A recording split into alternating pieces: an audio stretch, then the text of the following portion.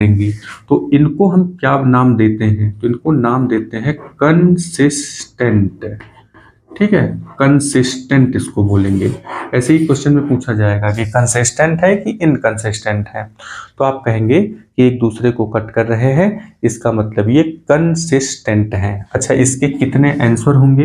यानी कि यहाँ पे ओनली वन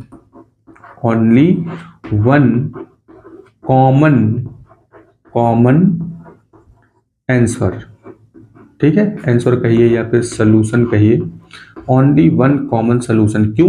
क्योंकि एक ही पॉइंट ऐसा है जहां पे ये दोनों चीजें यानी कि दोनों लाइनें आपस में मिल रही हैं, इसीलिए सिर्फ एक ही कॉमन सोल्यूशन यहाँ पे होगा।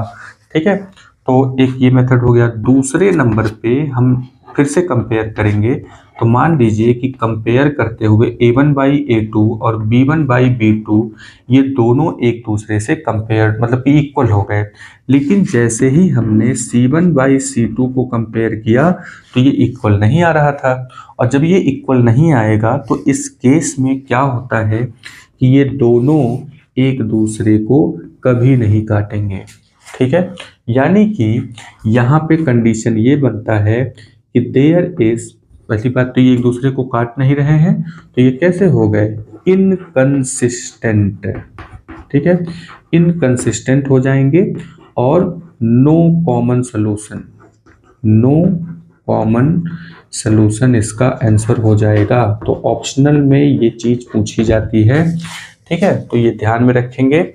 नेक्स्ट नंबर पे थर्ड नंबर यहाँ पे आता है, जिसमें अब यहाँ पे a1 by a2 is equal to b1 by b2 is equal to c1 by c2 हो जाता है। ठीक है, तो a1 by a2, b1 by b2, c1 by c2, आप खुद ही सोचिए कि सारी चीजें बिल्कुल इक्वल है ना, जो भी इनका रेशियो निकल के आ रहा है वो सब बिल्कुल इक्वल है। और अगर इक्वल है तो ऐसे कंडीशन में यहाँ पे जो हमें ग्राफ मिलता है वो ग्राफ कुछ ऐसा होता है कि पहले ग्राफ का यानी कि पहले इक्वेशन का जो ग्राफ है, ठीक है, और उसी के ऊपर दूसरे इक्वेशन का ग्राफ आपको मिल जाता है।